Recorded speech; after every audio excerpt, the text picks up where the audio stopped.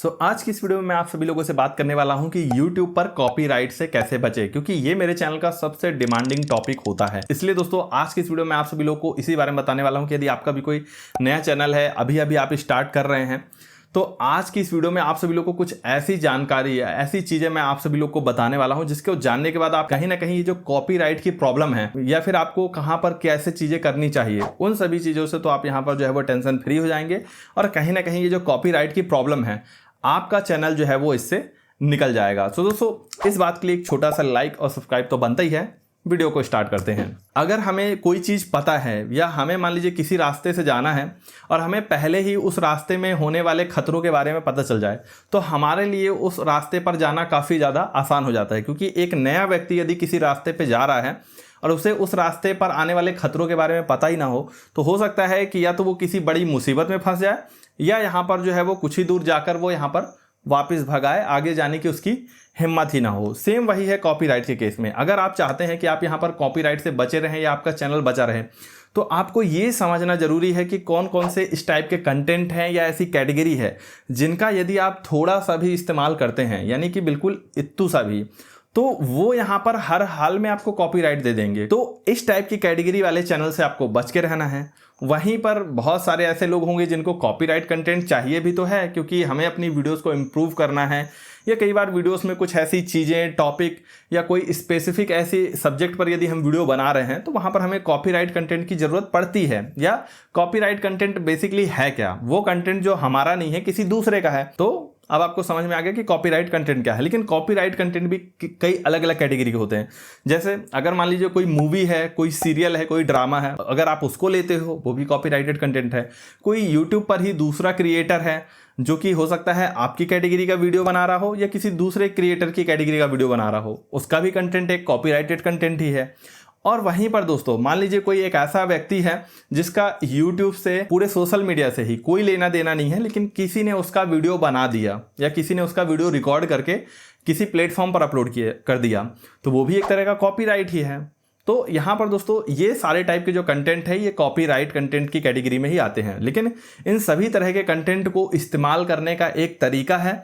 और कुछ तो ऐसे कंटेंट हैं जिसमें फुल बाउंडेड है कि आप इसको इस्तेमाल कर ही नहीं सकते। जैसे अगर मैं एग्जांपल के लिए बात करूं तो मान लीजिए कोई एल्बम सॉन्ग है या कोई म्यूजिक वीडियो है, अब वो चाहे बॉलीवुड सॉन्ग हो, हॉलीवुड सॉन्ग हो, या कोई नया सॉन्ग हो, कोई बहुत पुराना सॉन्ग हो, फिल्मों का सॉन्ग हो, कभी भी आपको इनको बिल्कुल भी इस्तेमाल नहीं करना है, क्योंकि ये सभी जो कंटेंट होते हैं वो यूट्यूब के प्लेटफॉर्म पर कंटेंट आईडी के थ्रू रजिस्टर्ड होते हैं। सारा सिस्टम ऑटोमेटेड होता है, यानी यहाँ आपने क्लिप यूज की और वहां पर आपको धड़ाम से कॉपीराइट क्लेम आया। लेकिन इनमें आज के टाइम पर एक अच्छी बात यह भी है कि मोस्टली केसेस में आज के टाइम पर यदि आप अपने कंटेंट में इस तरह का कंटेंट यूज करते हो जो कि कंटेंट आईडी के थ्रू यूट्यूब के प्लेटफॉर्म पर रजिस्टर्ड है, तो वीडियो अपलोड होने के पहले ही यूट्यूब कई बार आपको नोटिफाई कर देता है। लेकिन कई बार यूट्यूब भी इस चीज़ को नोटिफाई नहीं करता है, वीडियो अपलोड करने के बाद आपको कॉपीराइट आ जाता है। तो जितने भी टाइप के म्यूजिक या एल्बम सॉन्ग हो गए, इनको आपको कभी भी इस्तेमाल नहीं करना है अपनी यूट्यूब वीडियो में। सबसे फास्टर जो कॉपीराइट है वो इन्हीं तरह के कंटेंट में आता है। कोई ऑडियो म्यूजिक या अपनी वीडियो के लिए आपको नॉन कॉपीराइट या कॉपीराइट फ्री म्यूजिक चाहिए ही है,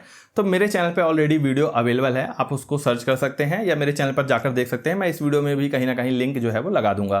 तो ऑडियो से आपको सबसे पहले दूर रहना है। दूसरे नंबर पे आता है दोस्तों कोई भी ट्रेंडिंग चीज़। अब ट्रेंडिंग कुछ भी हो सकती है, चाहे वो यहाँ पर कोई बॉलीवुड मूवी हो, चाहे कोई सीरियल हो, चाहे कोई वेब सीरीज हो, चाहे कोई यूट्यूब का ही पॉपुलर शो या कोई पॉपुलर वीडियो हो। बहुत सारे आर्टिस्ट या क्रिएटर हैं जो कि यूट्यूब पर भी एंटरटेनमेंट की कैटेगरी में, या मान लीजिए कोई इंफॉर्मेशन की कैटेगरी में ही कोई साइंस फिक्शन वीडियो या कोई बहुत ही रेयर इनोवेशन वाला वीडियो, इस तरह का कोई यदि ट्रेंडिंग टॉपिक आता है और उससे रिलेटेड यदि आप उसका कोई भी क्लिप यूज़ करते हो, एग्जांपल के लिए जैसे हमारे यहाँ IPL मैचेस भी होते हैं, कोई बहुत ही ऐसी सीरीज या वेब सीरीज आती है जो कि बहुत ही कम टाइम में बहुत ही ज़्यादा पॉपुलर हो जाती है, कोई एक मूवी हो, चाहे अभी हाल ही में एक मूवी थी जो कि देशभक्ति से रिलेटेड थी, काफ़ी सारे लोग समझ गए होंगे, तो वो बहुत ही कम टाइम में बहुत ही ज़्यादा ट्रेंडिंग चली गई, बहुत ही ज़्यादा वायरल चली गई। अब कोई यदि सोचता है कि यार ये चीज़ें बहुत ही ट्रेंडिंग है, बहुत ही वायरल हैं, और मैं इसका जो है वो या तो थोड़ा बहुत क्लिप यूज़ कर लूँ या पूरा ही वीडियो यूज़ कर लेता हूँ, या सिर्फ ऑडियो यूज़ कर लूँ या सिर्फ वीडियो यूज़ कर लूँ, इवन यदि आप इसका स्क्रीनशॉट भी यूज़ कर लेते हैं, और स्क्रीनशॉट भी तो मैंने बहुत ज़्यादा बोल दिया, अगर आप अपनी वीडियो के टाइटल में ही उसका नाम यूज़ कर लेते हैं तो बहुत हद तक चांसेस है कि आपको इसके लिए कॉपीराइट आ जाए। तो अगर कोई ऐसा ट्रेंडिंग टॉपिक है या कोई ऐसा ट्रेंडिंग इवेंट है, बहुत ही ज़्यादा आपको केयरफुल रहना चाहिए। बहुत हद तक हाईएस्ट चांसेस है कि इस पर आपको जो है वो कॉपीराइट आ जाए। अब बात करें दोस्तों यदि YouTube पर ही अवेलेबल दूसरे क्रिएटरों के कंटेंट की, तो देखिए YouTube पर जितने भी क्रिएटर हैं सबका अपना अलग अलग अंदाज है। कुछ ऐसे क्रिएटर हैं जो कि मतलब इतना ज़्यादा